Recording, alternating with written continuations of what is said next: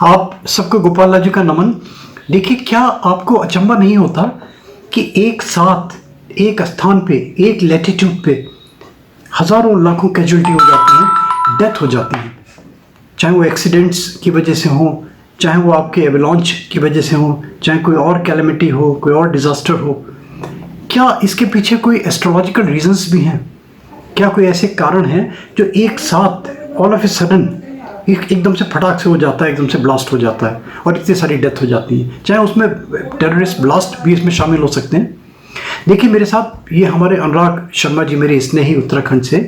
इनका plus point क्या कि ये स्टूडेंट हैं संस्कृत महाविद्यालय उत्तराखंड के, और सबसे अच्छी चीज़ इनकी क्या कि ये ट्रेडिशनल जो रूढ़िवादी एस्ट्रोलॉजी चली आ रही है, हमारी परंपरागत एस्ट्रोलॉजी चली आ रही है, इससे हट के थोड़ा सा लॉजिकल वे में, साइंटिफिक वे में ये उस परिप्रेक्ष्य में काम कर रहे हैं एस्ट्रोलॉजी को लेके, इसलिए हमारी इनसे बड़ी अच्छी लगती है। मैंने बहुत सारे लोगों से प्रश्न किया इस विषय को लेके, मगर कहीं से संतोषजनक मुझे उत्तर नहीं मिला। देखिए अनुराग जी क्या कहते हैं, आपसे सुनिए। और बस एक रिक्वेस्ट कि अच्छा लगे तो प्लीज़ लाइक करें, सब्सक्राइब करें, फॉरवर्ड करें, नोटिफिकेशन बेल में प्लीज़ क्लिक ज़रूर कर दिया करें, इससे आपको हमारे रेगुलर अपडेट्स मिलते रहेंगे। देखिए सुनिए अनुराग जी क्या कहते हैं, बहुत इंटरेस्टिंग विषय होने जा रहा है आपके लिए। आप सबको हमारा प्रणाम। गोपाल राजू जी अपने आप में एक बहुत श्रेष्ठ व्यक्तित्व हैं और उतना ही श्रेष्ठ आज उन्होंने प्रश्न किया है। ये प्रश्न, जैसा कि आपने देखा ही है कि पहले के जो ऋषि मुनि की संतानें होती थी, जो केवल लोक हित के लिए प्रश्न करते थे, जैसे राजा परीक्षित जी ने सब कुछ जानते हुए भी प्रश्न पूछा, उसी तरह ही आज इस प्रश्न का उत्तर गोपाल राजू जी जानते हुए पूछ रहे हैं, क्योंकि इस प्रश्न के उत्तर से हर कोई लाभान्वित होगा, हर किसी को इसका लाभ प्राप्त होगा। तो आइए गोपाल राजू मोटिवेशनल वीडियोस के माध्यम से आज आपको इस प्रश्न का उत्तर देते हैं कि क्या जितने भी लोगों की मृत्यु एक साथ हो जाती है, क्या उन सबकी कुंडली में मृत्यु के योग बनते हैं? तो आइए जानना आरंभ करते हैं इस प्रश्न के उत्तर के बारे में। ये प्रश्न जब मैं अध्ययन कर रहा था, अपने अध्ययन के दिनों में, ये प्रश्न मैंने अपने दादाजी से भी पूछा था, क्योंकि इस तरह के प्रश्न जब आप ज्योतिष का अध्ययन करना आरंभ करते हैं तो आपके मन में अवश्य आते हैं। तो जो उत्तर उन्होंने मुझे दिया वो उत्तर अब तक मेरे मन में बसा हुआ है, और वही उत्तर मैं आज आप तक इस चैनल के माध्यम से पहुंचाऊंगा। उस उत्तर को सुनकर आप भी लाभान्वित होंगे, आपके ज्ञान में भी अभिवृद्धि होगी, और अगली बार अगर कोई तर्क करेगा तो आप उसको भी इस प्रश्न का उत्तर दे पाएंगे। जैसा कि आप और हम सब जानते हैं कि मृत्यु का स्थान अष्टम स्थान होता है, जहां से मोड ऑफ डेथ का पता लगता है कि इस व्यक्ति की मृत्यु कैसे होगी, किन कारणों से होगी, और उनके लिए कौन कौन से फैक्टर्स जिम्मेदार होंगे। लेकिन क्या केवल अष्टम भाव से ही इसका पता लगता है? जब मेरे दादाजी ने मुझसे इस बात पे तर्क किया, क्योंकि मैंने उनसे पूछा कि क्या मृत्यु हर किसी की कुंडली में लिखी होती है, जो इतने सारे लोगों की मृत्यु एक साथ हो जाती है, क्योंकि उसी समय ही केदारनाथ की आपदा घटित हुई थी। तो जैसे ही मैंने ये प्रश्न किया तो एक ही उत्तर मुझे प्राप्त हुआ, कालः सृजाति भूतानि कालः संहरते प्रजा। दादाजी ने कहा कि काल ही हर चीज का कारण है, वो ही सृष्टि को रचता है, और समय आने पर कालः संहरते प्रजा, वो ही सृष्टि का संहार कर देता है।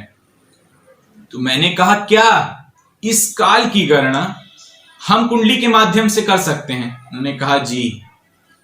कहते हैं अगर किसी और शास्त्र के बारे में आप ये कहते तो मैं कदापि इस बारे में हां नहीं कहता, लेकिन प्रत्यक्षम ज्योतिषम शास्त्रम चंद्रार्कौ यस्य साक्षिणो, जिसके प्रमाण साक्षात सूर्य और चंद्रमा है, ऐसा शास्त्र आपको श्रेष्ठ ज्ञान देने वाला है। वो आपको इस बात का भी वर्णन कर सकता है कि व्यक्ति की मृत्यु कैसे होगी।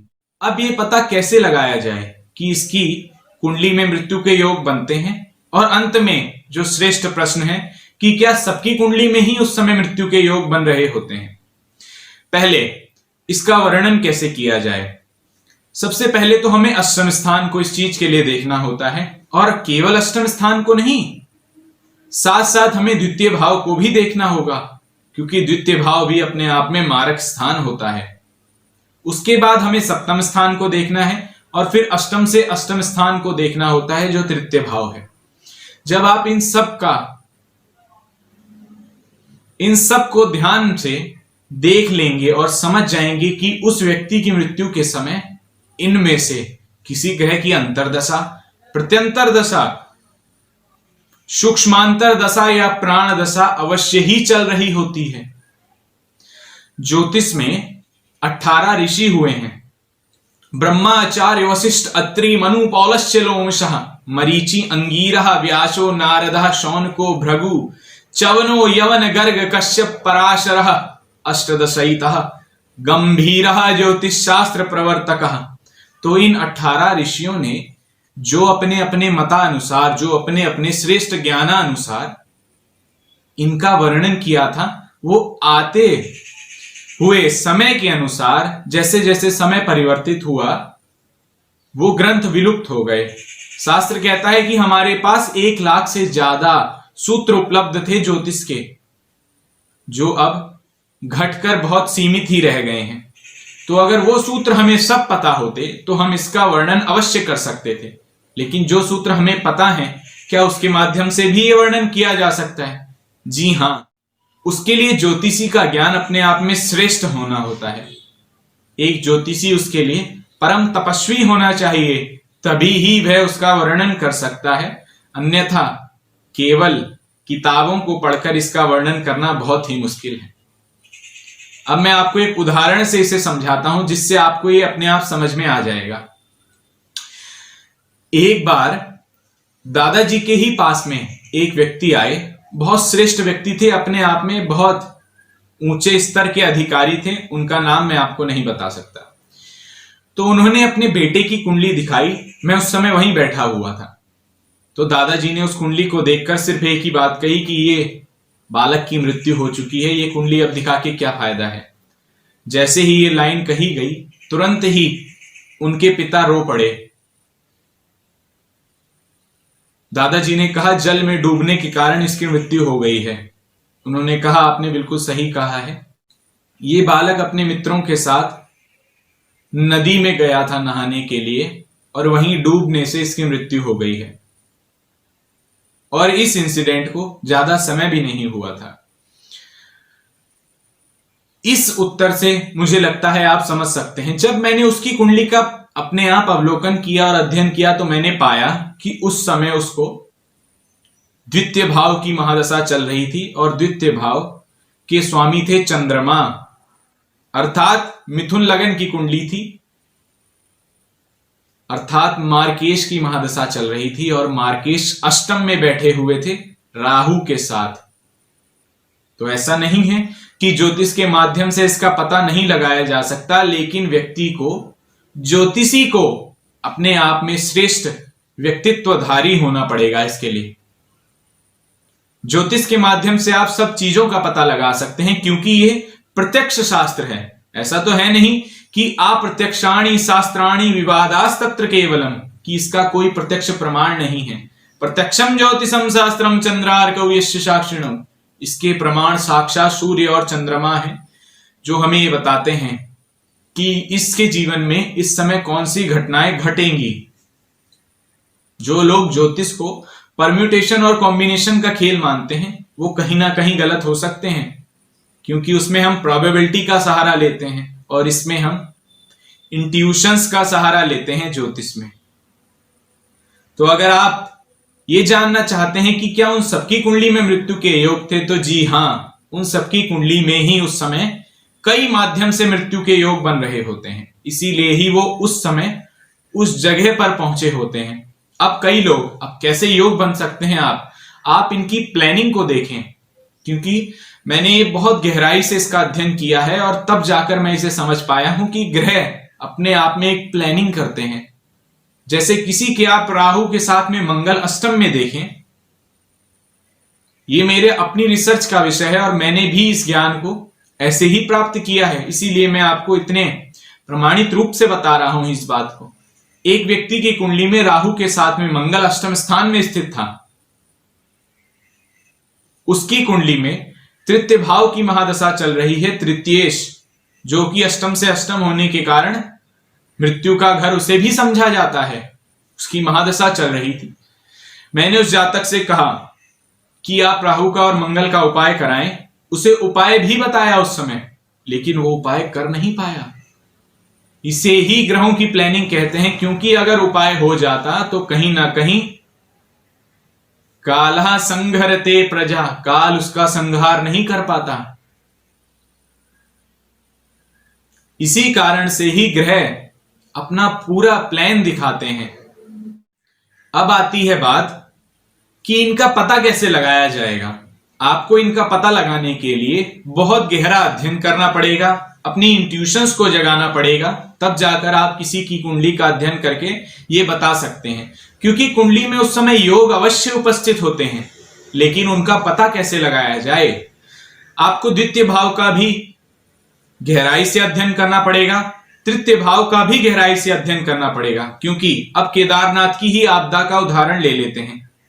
केदारनाथ की आपदा में अगर आप Indian institute of disaster management की आंकड़ों को देखें तो 169 लोगों की मृत्यु हुई थी, और अगर आप गूगल पे ये आंकड़े को देखेंगे तो 197 है। तो ऐसा तो है नहीं कि केवल वहां पे 197 लोग ही थे। उस समय वहां पर 30-40 हजार लोग होंगे, उसमें से केवल 197 लोगों की ही मृत्यु हुई। कितनों को काल ने बचा लिया, क्योंकि उनका उस समय नहीं आया था और ना ही उनकी कुंडली में योग उपस्थित थे। हमारे ही आसपास के ही एक व्यक्ति हैं जिन्होंने ये नजारा अपनी आंखों से देखा है। जैसे ही वो केदारनाथ की यात्रा से नीचे उतरकर अपनी गाड़ी में बैठे, उसके केवल और केवल 10 मिनट बाद ही वो आपदा प्रारंभ हो गई थी। तो काल को उन्हें अपना ग्रास नहीं बनाना था। और उसके बाद मैंने उनकी कुंडली का भी अध्ययन किया तो उनके में ना ही अष्टम स्थान की महादशा चल रही थी, अर्थात अष्टमेश की महादशा चल रही थी, ना ही सप्तमेश की महादशा चल रही थी, ना ही द्वितीयेश की महादशा चल रही थी, और ना ही तृतीयेश की महादशा चल रही थी। तो अगर आपका समय नहीं आया होता है तो आपकी कुंडली में वो योग उपस्थित नहीं होते हैं। अब ये मोड ऑफ डेथ बन कैसे जाता है? अगर किसी की काल का समय आ चुका है तो या तो वो सप्तम स्थान की मदद से वहां पहुंचेगा, अर्थात सप्तम स्थान जो होता है पार्टनर का होता है, या तो वो किसी बिजनेस मीटिंग के लिए उस स्थान पे पहुंच जाएगा, या वो अपनी पत्नी के कारण उस स्थान पे पहुंच जाएगा, या वो द्वितीय भाव के धन के लिए उस स्थान पे पहुंच जाएगा, या तृतीय स्थान मित्र, भाई, बंधु, इनके कारण उस स्थान पे पहुंच जाएगा। जैसे शास्त्र साफ साफ कहता है कि आपदा माप तंती नाम हीतोप्यायाति हेतुताम मात्र जंघा ही वत्सस्य स्तंभ भवति बंधने। आपदा के समय अपने ही उसका कारण बनते हैं और कोई नहीं। जैसे अगर ग्वाला जो गाय को दोता है, अगर वो बछड़े के लिए खूंटा लेने जाएगा तो उतने में बछड़ा दूध पी जाएगा, इसीलिए वो उस रस्सी को छोटा करके गाय के ही पैर से बांध देता है और दूध ना पीने का कारण उसकी माता ही बनती हैं। इसीलिए ही जब मुसीबत आती है, जब विपत्ति आती है तो अपने ही उसका कारण बन जाते हैं। और ज्योतिष के माध्यम से यह अवश्य बताया जा सकता है, लेकिन उसके लिए बड़े गहरे अध्ययन की जरूरत है। और उस समय उन सब व्यक्तियों की कुंडली में ये योग उपस्थित होते हैं। अब आप इसका उदाहरण और बड़े स्तर पे समझिए। जैसे कि केवल दुर्योधन ने कहा कि सूचक ग्रैव नैव दास्यामि बिना युद्धेन केशवा। जब भगवान श्री कृष्ण ने दुर्योधन से कहा कि केवल 5 गांव दे दीजिए आप, मैं उन्हीं से ही पांडवों के लिए एक श्रेष्ठ राज्य का निर्माण करा दूंगा। तो दुर्योधन ने कह दिया कि सूचक ग्रैव नैव दास्यामि, सुई की नोक के समान भी गांव नहीं दूंगा, उसके लिए भी युद्ध करना पड़ेगा, तभी ही स्थान होगा। केवल एक दुर्योधन के कारण इतने सारे लोगों की मृत्यु हो गई। तो क्या उन सबकी कुंडली में योग उपस्थित थे? यहां आप लोग इस तर्क को भी उठा सकते हैं। जी अवश्य होंगे, लेकिन उनकी कुंडली में इतने प्रबल योग नहीं होंगे जितने दुर्योधन की कुंडली में थे।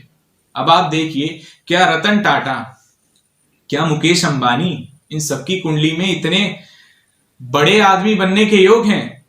मैंने देखा ऐसे कोई योग उपस्थित नहीं है, लेकिन वो इतने सारे लोगों को रोजगार दे रहे हैं। तो कहीं ना कहीं उनकी दुआओं के कारण, जो भी उनकी वाइब्स हैं, उनके कारण उस व्यक्ति का भाग्य और पराकाष्ठा पे पहुंच चुका है। वैसे ही दुर्योधन के घमंड के कारण, क्योंकि दुर्योधन भी अपने आप में बहुत बलशाली था, उसके क्रोध के कारण जो उससे कमजोर लोग थे उन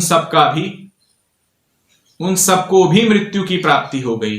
तो अगर जो बलवान व्यक्ति है, अगर आप उसके अंडर में होंगे तो आप बच भी सकते हैं, और अगर वो समझदार नहीं हुआ तो आप मृत्यु को भी प्राप्त हो सकते हैं, क्योंकि इसका कारण सप्तम स्थान बना जिसके अंडर में आप काम कर रहे थे, जिसके पार्टनरशिप में आप काम कर रहे थे। कई बार मृत्यु के कारण मित्र बनते हैं, कई बार मृत्यु के कारण आप स्वयं भी बन सकते हैं, कई बार मृत्यु का कारण आपके धन की इच्छा भी बन सकता है, और कई बार मृत्यु का कारण काल भी बन सकता है। लेकिन इन सब चीजों में एक बात श्रेष्ठ है, और वो हमेशा रहेगी कि उस समय आपकी कुंडली में वो योग थे, अन्यथा मृत्यु को प्राप्त कदापि नहीं होते। इसको विभिन्न तर्कों से मैंने आपको समझाया है, और मैं आशा करता हूं आप समझ गए होंगे। आपका बहुत बहुत धन्यवाद। गोपाल राजू जी को हमारा नमन।